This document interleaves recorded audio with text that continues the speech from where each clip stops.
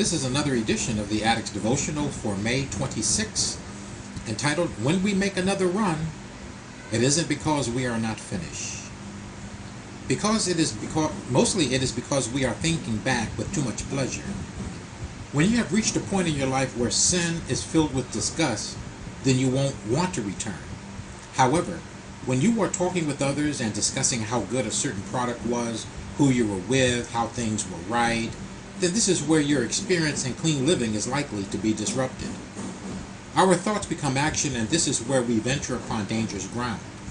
I had an acquaintance who remarked, "Roy, when you talk about it, you have too much power."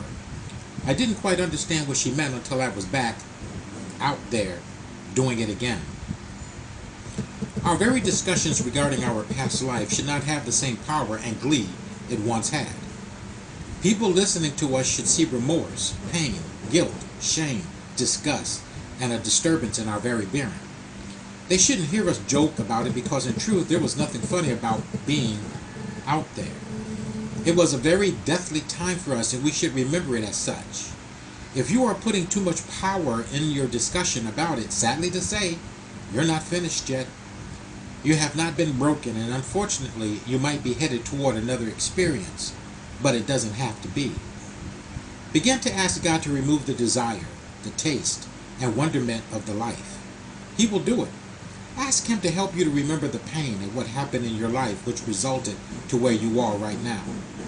You don't have to make a return trip just to come back to where you are days, months, and even years, as I did. Healing can be an instantaneous experience if you'd let it be. Why do you need to return, and for what? There are no bad boys out there. It beat you up, and that's why you came running inside where it is safe. So stay as long as you want. Closing thought. If you are having too much excitement talking about it, then you haven't learned not to appreciate it. Now go and have yourself a profitable and fulfilling day.